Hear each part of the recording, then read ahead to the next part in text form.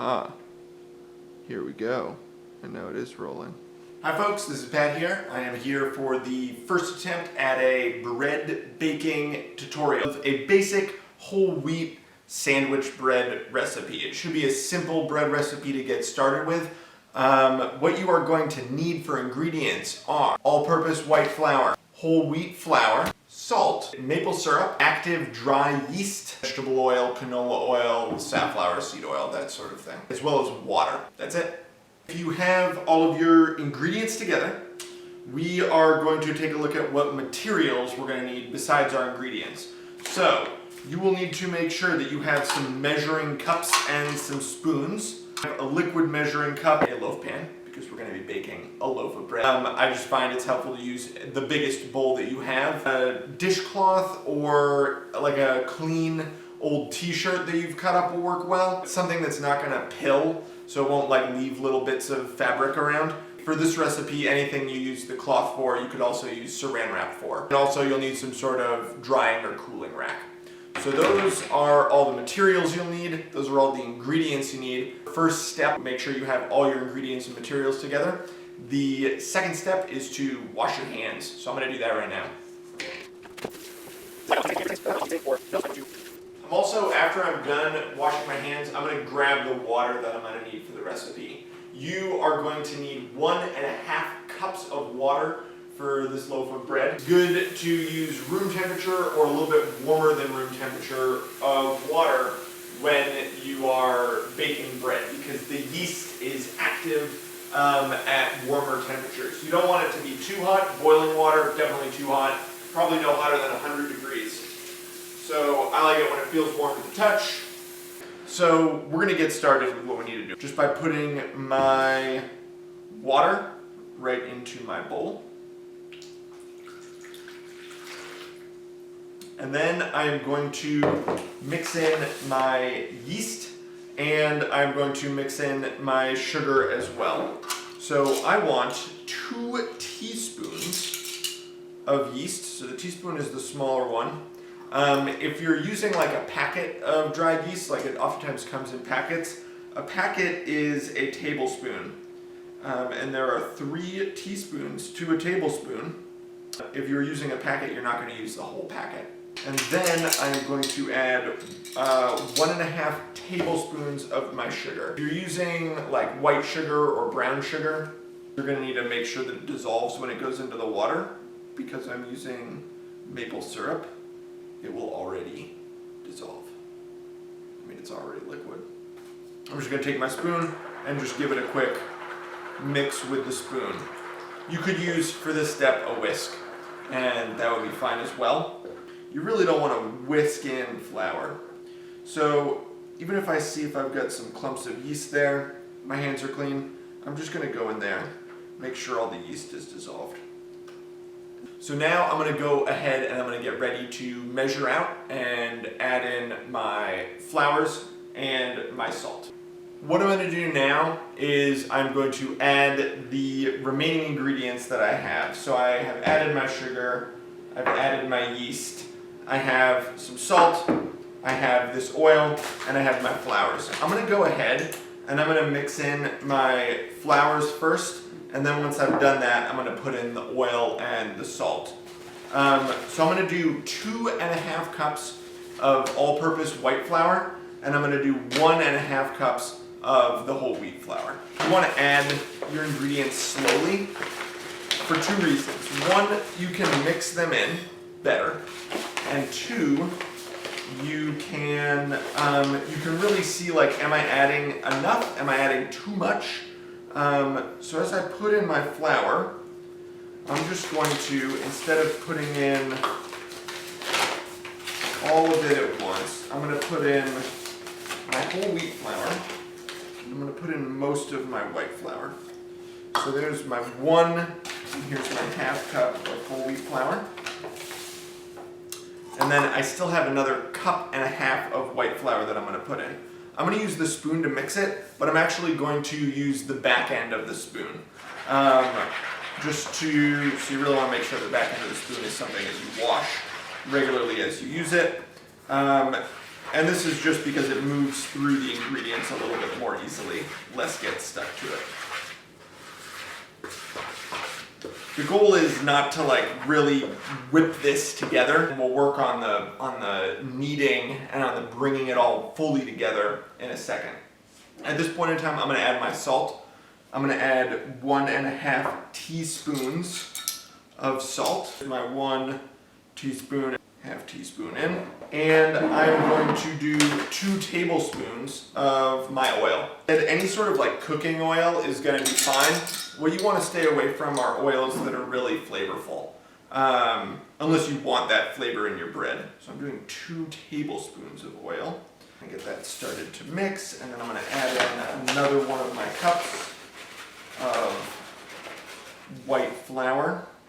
And I'm not going to be that obsessed with making sure that I add it all in and measure each cup out perfectly. One thing you don't want to do is you don't want to pack it in. But really, I'm going to be adding my final half cup really slowly because I want to make sure that my dough feels right. And I'm going to dump this out onto the counter because we're going to start kneading our bread. Keep in mind, I still technically am missing a half cup of flour, but if I like the way that it feels, I'm gonna leave it as it is. And I want to try to get, so I'm going to use this bowl later to rise the dough. And before I get my hands in there, I'm going to take my next half cup and I'm just going to measure it out. So that way if I need to use it on my hands as this starts to come together, I can just grab it. So to knead, I like using my hands like flippers. If you have your fingers open, you're going to get dough all up in your fingers and it's going to be a mess. So you want to use your hands like flippers and just kind of flipping the dough and then using the heels of your palms to push it down and together. So I'm being very gentle with it. If you're not gentle with it, it will deteriorate and it'll become super sticky and just unpleasant to work with. But you can see, although I've got some on my hands, I've got almost no dough there on my hands. It's all here in this ball. I'm going to take all this stuff, make sure I'm getting it there.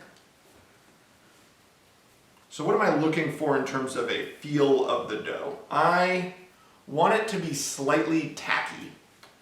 I do not want it to be super sticky. So if it's sticking to me a lot, that's when I know I'm going to add more flour. So I still have this flour that I originally measured out that I'm working in there. And you can work it in like this.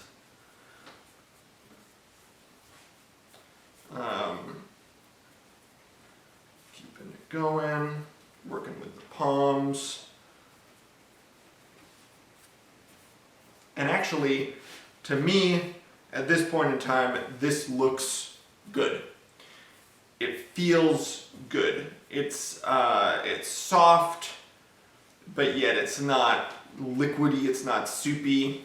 It is quite possible it's tacky, but it's not sticky. Like it's not getting all over everything. And really, without any flour on the table there, it's not sticking to the table. To me, that's good. So what I'm going to do is I'm going to continue to knead it for about 5 minutes. This is building up the gluten structure in the bread. Gluten is the protein in flour that, so now it is getting too sticky, and I'm going to add a little bit more of that. This is good.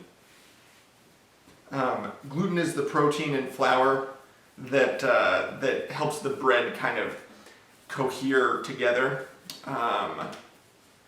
And you can certainly make bread with lots of different types of flour, including flour from other grains besides wheat.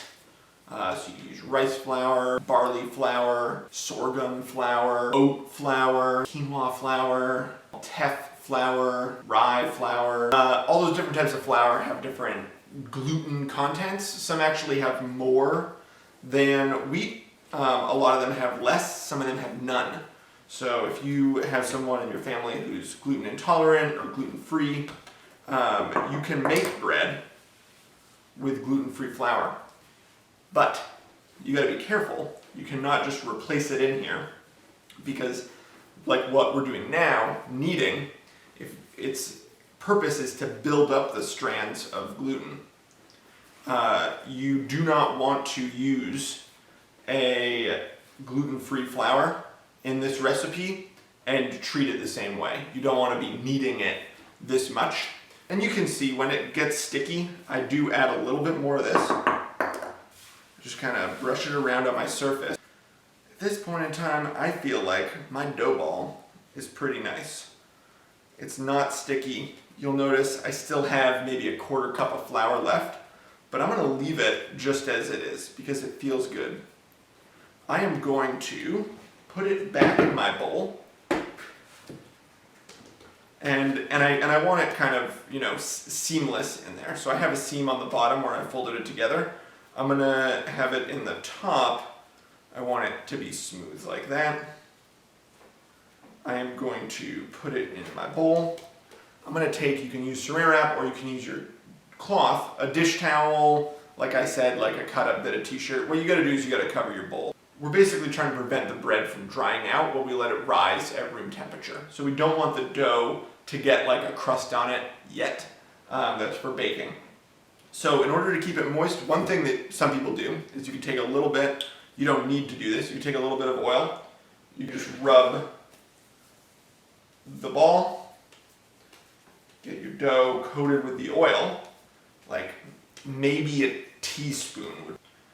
Yeah, a little bit more than what I wanted. So I've got my dough covered with that. I'm still going to cover it with this cloth. I'm going to dampen the cloth, cover the bowl, and I am going to just make sure that the bowl is neatly covered. Just to keep it in place, I fold the cloth underneath. And I'm going to let this bread rise multiple times and revisit it in between different waits. We're going to wait 30 minutes. We're going to come on back. We're going to leave it for another 30 minutes. We're going to come on back. And then we're going to leave it for a few hours. And when we come back after that last time, that's when we'll shape it and we'll put it in the loaf pan. And we're back. So we've been letting the dough rise for roughly a half an hour. And we're going to take a look at it now and see what it looks like. So you might be able to see it has risen. You can definitely tell that when you turn it back out onto your surface, and you can see that it's got bubbles in there. It's a little bit lighter. What we're going to do now is just kind of punch it down like this. I'm flattening it down. You could actually punch it if you wanted to. I'm going to fold it together a couple of times. And what this process is continuing to do is it's continuing to build up the gluten content. You don't want to bake it right now because our gluten isn't quite where we want it to be in terms of making like a nice sandwich loaf feel. And our yeast is also not where we want it to be in terms of its performance or its flavor. By giving it a few hours with a little bit of work in between, we're all good. You'll see I didn't knead that as long as I had kneaded it before. I just kind of folded it together.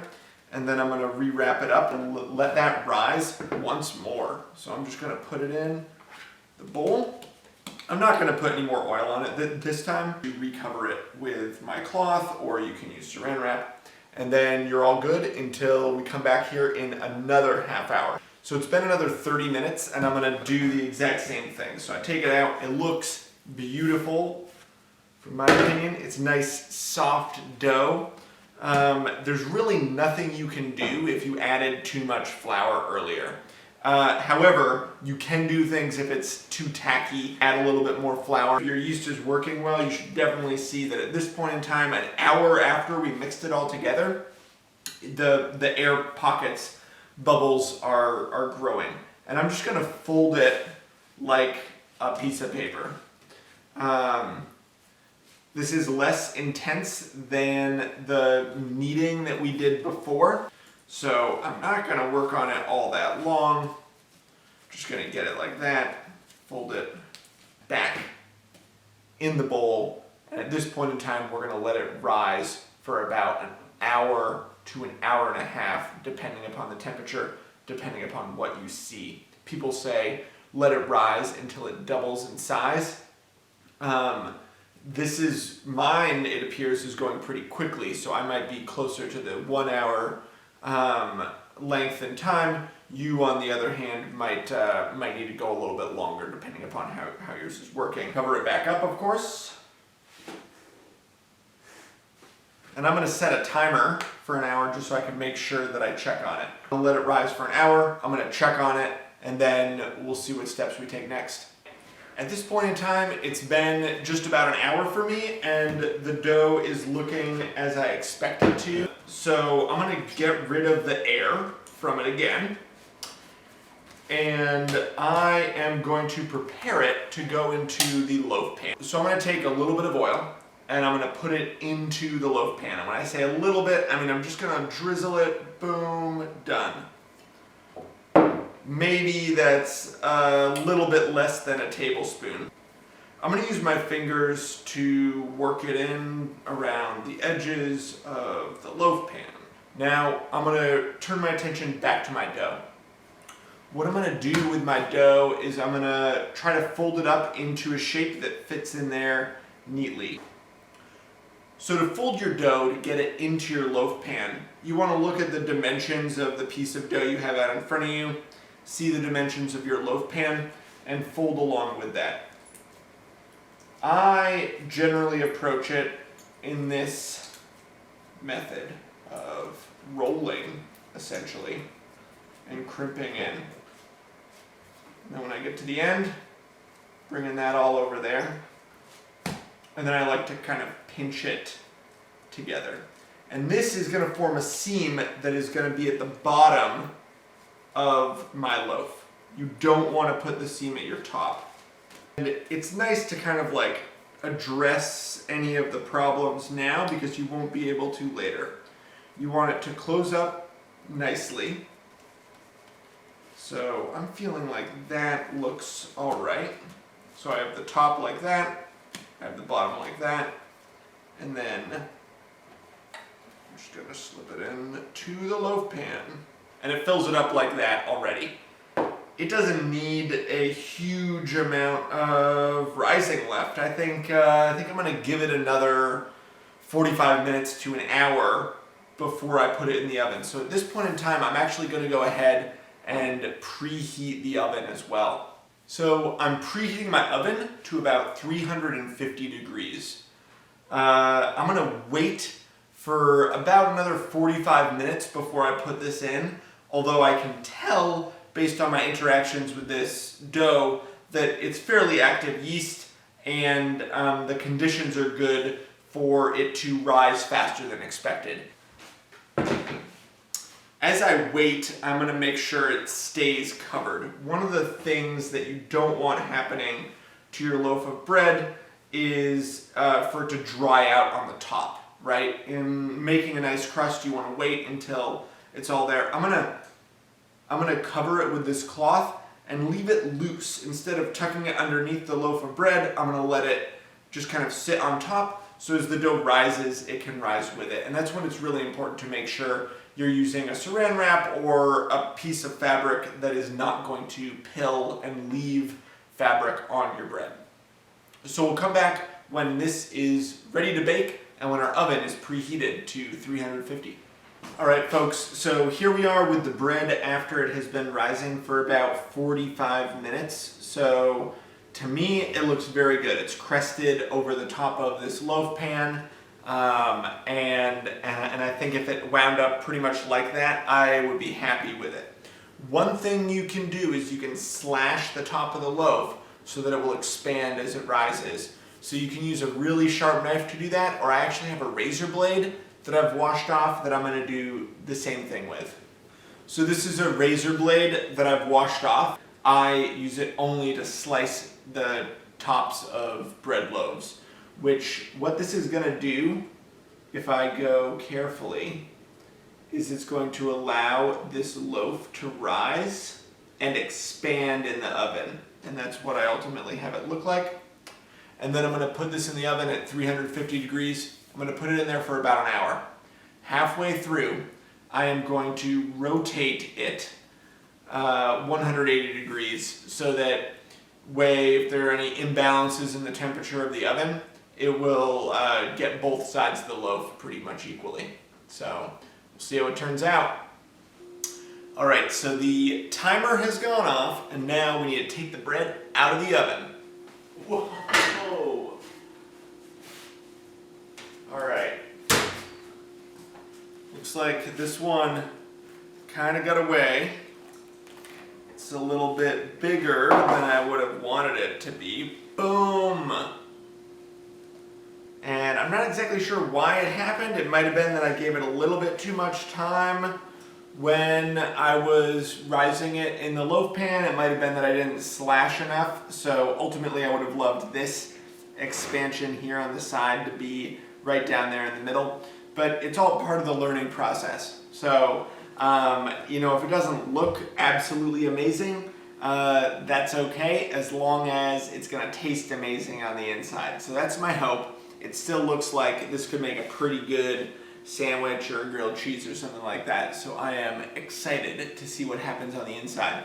I'm going to let it cool pretty much completely before I cut into it, because it's not done baking yet. So even though you remove it from the oven, it's still hot on the inside, and you want to give it some time to complete its baking before you cut into it. But in about an hour, I'm going to cut into it, and I'm going to have a great sandwich, and I can't wait. Thanks for watching this video, and I hope you share your pictures and your experiences with your own bread. Good luck!